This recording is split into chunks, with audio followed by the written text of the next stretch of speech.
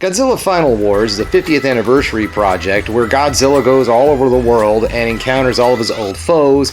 Some of his former allies show up, and so on and so forth. Basically, this is just a whole bunch of fan service.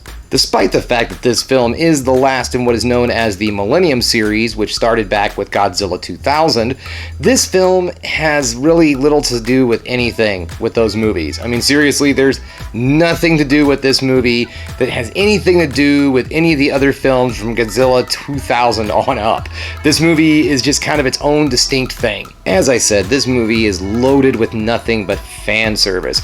It's pretty much just Godzilla goes around the country, fights a bunch of other kaiju that he's fought in the past, and then there's kind of a story that's tied to all of this. I mean, really, that's it. If you want to watch a bunch of just really cool action and some monster fighting, then this movie is really just for you. As another little treat for die-hard Godzilla fans, the character Zilla, better known as the USA Godzilla from 1998, has an appearance in this film. He shows up for a moment and then is very easily dispatched by the Japanese Godzilla. Ever since playing Godzilla in Godzilla 2000 in 1999, the same actor has played Godzilla in all of the films leading up to this one, Shitagumi Tagawa. The suit that he wears in the other films weighs 100 kilograms, or just around 220 pounds. Kitagawa compared it to dragging a tire and giving a piggyback ride to a fat man while walking.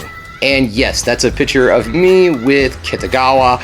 In 2019, we went to Crypticon, Charming Amy and I did, and I got to meet the actor there. He signed my DVD with all of his films and so on and so forth. It's a great time, and he's a really great guy and a good sport. Anywho, the director of Final Wars wanted Godzilla to be a bit more mobile and be able to do a few more acrobatic tricks. So the suit was slimmed down to a mere 30 kilograms or 66 pounds. Alright, so what do I like about this movie? First off, this movie is fun.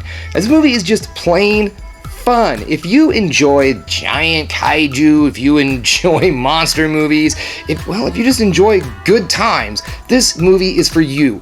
There's no better way to put this. There's no deeper meaning, there's no hidden environmental issues, there's nothing like that. This movie does deliver in the monster fights categories. There's some really good man-in-suit fights in this film.